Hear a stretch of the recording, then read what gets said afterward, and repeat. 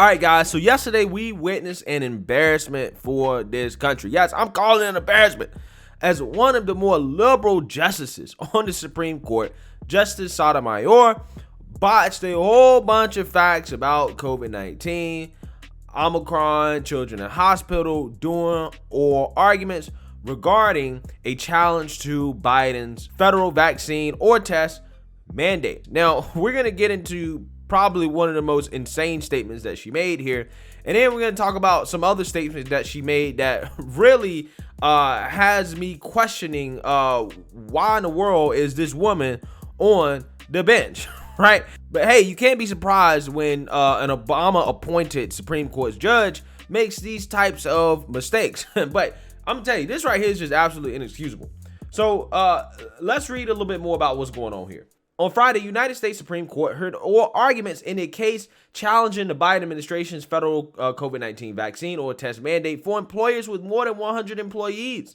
Unlike other court cases, this one heavily involves the science behind COVID-19 and an understanding of basic facts to determine whether or not COVID-19 truly poses a threat requiring Biden's mandate. But a line of questioning from Justice Sotomayor indicated she may not understand the reality that COVID-19 and the Omicron variant currently presents to the nation. As reported by Fox News, Sotomayor objected to several claims made by Ohio Solicitor General Benjamin Flowers, arguing on behalf of GOP-led states opposing mandates.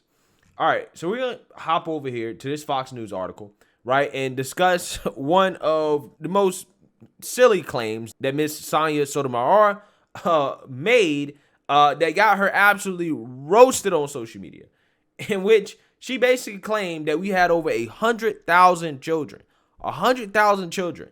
currently hospitalized, many of them on ventilators from this virus, right? A claim that is just absolutely false, right? So let's read here. Supreme Court Justice Sonya Sotomayor came under withering criticism Friday after she falsely suggested that upwards of 100,000 children in the United States are hospitalized with COVID-19, many of them on ventilators. During oral arguments on the Biden administration's mandate on private businesses for employees to be vaccinated or frequently tested, Sotomayor drastically overstated the number of young people who have fallen severely ill from the coronavirus. Quote, "We have hospitals that are almost at full capacity with people severely ill on ventilators. We have over 100,000 children, which we never had before, in serious condition, many on ventilators," she said. All right, let's listen to the audio of this. And we had a year ago in January. We have hospitals that are almost at full capacity with people severely ill on ventilators. We have over 100,000 children, which we've never had before, in serious condition, and many on ventilators. So saying it's a different variant just underscores the fact that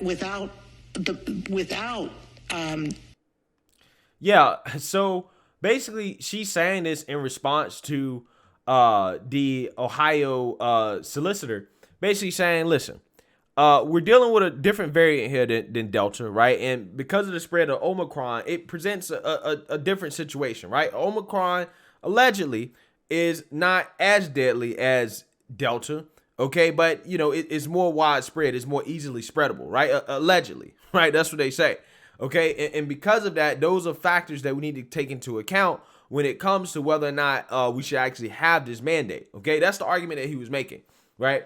So let's read more here.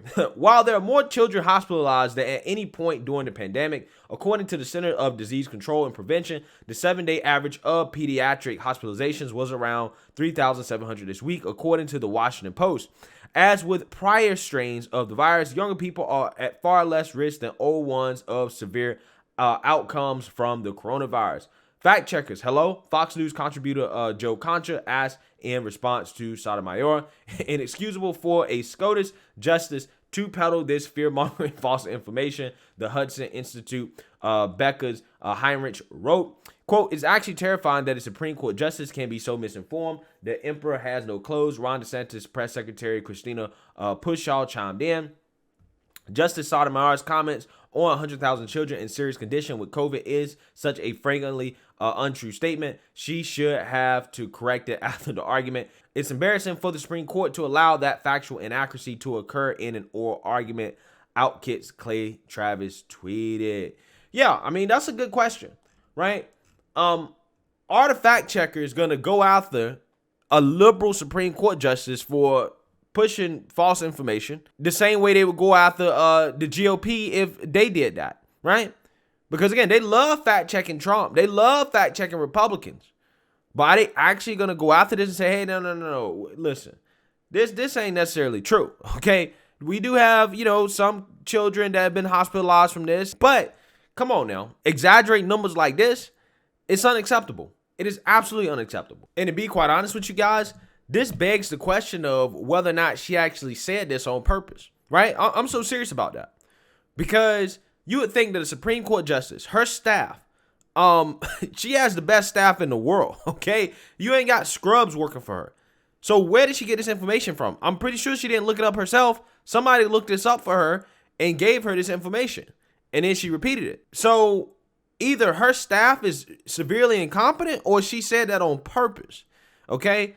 And I would not put it past her to say this on purpose because the left, they really don't care about facts, and they're willing to spin the facts to push whatever narrative that they want to push. Just like with the Kyle Rittenhouse situation, how they went out there and made claims about the people that Kyle Rittenhouse shot being black, right? Even though it's just objectively not true, right? It was just false, but they pushed it anyways because they know that the fact checkers really don't care about the false claims that they make.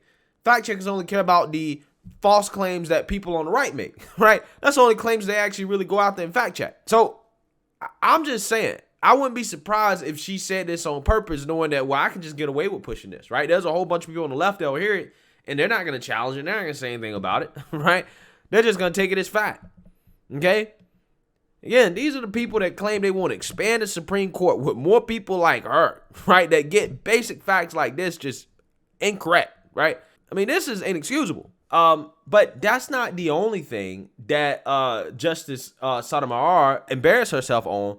As during these oral arguments, it also appears that she does not understand the distinction between state and federal powers when it comes to talking about what powers are reserved for states and what powers are reserved for the federal government in regards to the constitutionality of a vaccine mandate. So let's read about this. Supreme Court Justice Sonya Sotomayor professed not to be able to understand the distinction between federal authority and state police powers during oral arguments in a consolidated case before the court on Friday morning. The Occupational Safety and Health Administration rules states that employers of 100 or more workers must either require employees to be vaccinated or force unvaccinated employees to submit to weekly testing and masking in the workplace. Both the National Federation of Independent Business and the state of Ohio are suing to end the OSHA vaccine or test mandate. Critics, including the plaintiffs,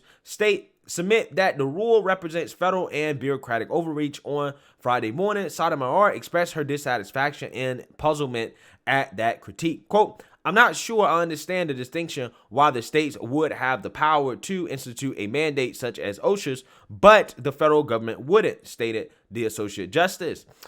When Ohio Solicitor General Ben Flowers began to explain that the federal government lacks police powers, Sotomayor cut him off, exclaiming that it has power with respect to protecting the health and safety of workers. Quote, "We have accepted the constitutionality of OSHA," continued Sotomayor, who eventually insisted that the federal government has a police power to protect workers over powers objections. Those objections are rooted in the 10th Amendment, which states that the powers not delegated to the United States by the Constitution nor prohibited by it to the states are reserved to the states respectively or to the people in constitutional law.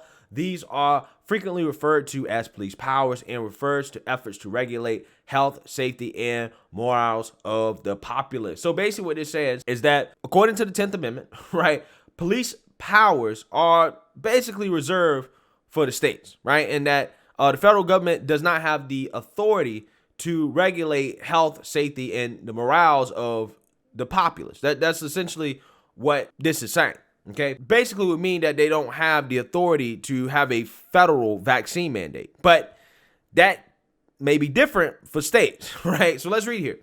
Later in the oral argument, Justice Clarence Thomas asked Flowers if he believed the state of Ohio could impose a mandate like OSHA's in an effort to clarify the meaning and the role of police powers.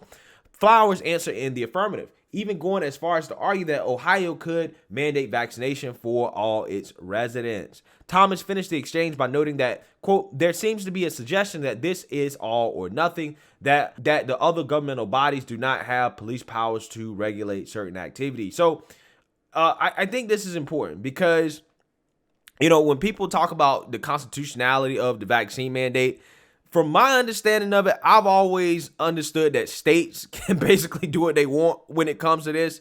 And that's something that's kind of been settled in the past in prior Supreme Court cases, specifically in 1905 in Jacobson versus Massachusetts, and in 1922 with Zucht versus King, which basically upheld that states under their police powers can basically mandate vaccination, right? They can force compulsory vaccination. Don't shoot the messenger, right? Don't shoot the messenger. I'm just telling you that this, in regards to the states, has been decided in the past. That's all I'm saying. I'm not saying I agree with it. I'm just saying that the only real question regarding the constitutionality of a vaccine mandate is about whether or not the federal government has the authority to do so. And I think it's pretty clear that they don't. Okay. But the whole state thing is a whole nother issue in and of itself that I'm just going to be real. I mean, I basically been saying for a long time, like, look, if you're a conservative and you're living in these liberal states and you don't like these mandates, honestly, the best thing that you can do is move, right? I'm being so serious about that because these states do have this power. And I think people got to come to grips with reality that that's just what it is, right? It ain't nice. It ain't pretty to hear, but that's just the reality of it. Okay. And if you don't believe me, I mean, we're literally reading what is being said in the Supreme Court, what the conservative Supreme Court justices are saying about this, right? In regards to what powers the state actually has in regards to vaccinations. And conservative justice Neil Gorsuch is basically going to confirm that, hey, you know, it's pretty clear that states have this power. And with that being said, I will say the reverse also applies here, right? Because states do have the power to mandate vaccines. They also have the power to prevent vaccine mandates, right?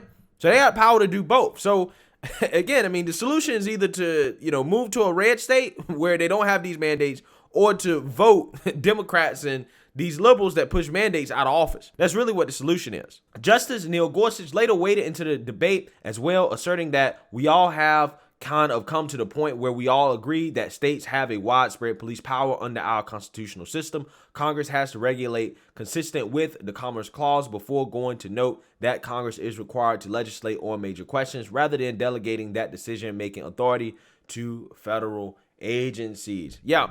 So listen,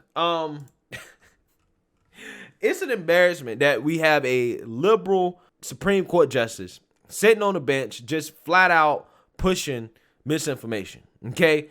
And we all know that this will be ignored, right? Nobody's really going to talk about it. But it seems to me just early on here that the federal mandate probably will be struck down, right? That's kind of what it seems like. However, I will say that doesn't mean that people are out of the woods when it comes to states and whether or not states can actually mandate this stuff. So I want people to understand that. But we will see how this goes. I think that this is definitely something worth keeping an eye on here in regards to what happened. So let me know what you guys think. Make sure you like, comment, and subscribe. Most importantly, share a Black conservative perspective. Peace.